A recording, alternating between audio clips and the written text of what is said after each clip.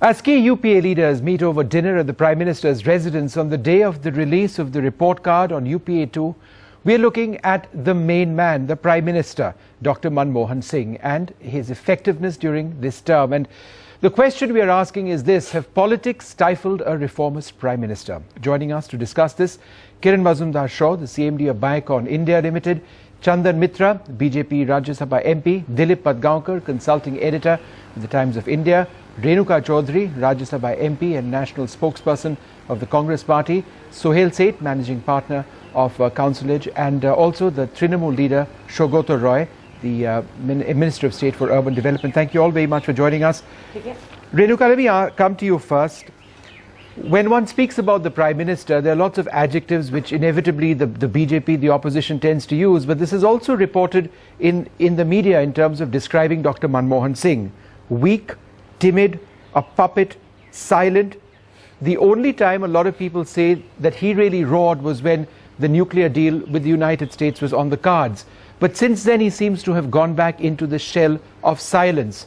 Is this lack of an image, or this image crisis, something that's really affecting him as much as the UPA being affected by all sorts of things at this juncture?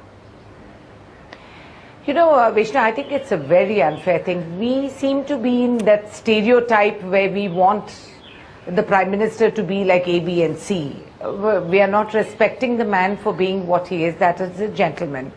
The fact of the matter is that the so-called weak, whatever you called him, was the man who gave us 9% growth. So how come at that time no one saw this weak or whatever that you're calling him? I don't think decency should be undervalued. He's just a gentleman. That's his personality type. He's perfectly nice. He's able to communicate to his cabinet, and he gave the country the results. So I don't know why we talk like this. I don't think it's nice. Chandan Mitra, what she mentions about the Prime Minister's sobriety, it is a valuable asset, one way or the other. If you compare, for example, his sobriety in international relations, compare it with, say, the recklessness with which Pakistan goes about in its business, it indicates an element of maturity. That's one example, some people would say. You might disagree with me. But what about also the argument of economic growth?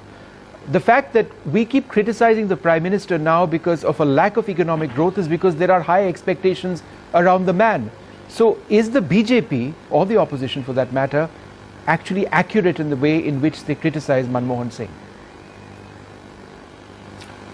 Well, you see, we must acknowledge at the beginning that the Prime Minister inherited a very robust economy whose foundations were laid by Mr. Atal Bihari Vajpayee's 6-year NDA regime.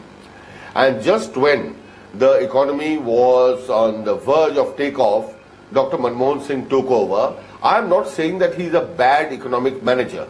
He has done a few good things.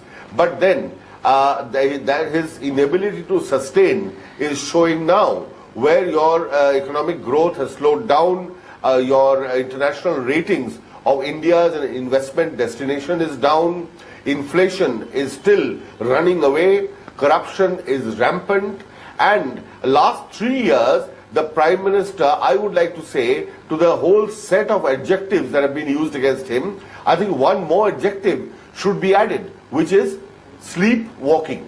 It's a sleepwalking Prime Minister.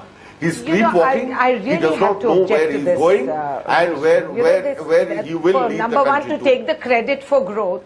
Yes. And saying that it was quite amazing. This is blatant hijacking and quite brazenly at that. And now adding insult to injury. Of course, there's no reflection of what is happening in the international arenas. And when you compare our growth percentages, even with the drop, if you take an international vision, you will realize that China and India are the ones who are remaining buoyant. So I think if we're going to have a debate like this, it must be fair and objective, and we should be able, this is not just politics, this impacts everyone in this country, and I think we should be able to transcend our personal party limitations. Do you have the NDTV Profit app? all the markets, all the news in your own homemade, ready-made portfolio available there for you. We will right now answer what you should sell, what you should buy when markets are down. Download at IndyTVProfit.com/apps. Get the best app from the channel you trust.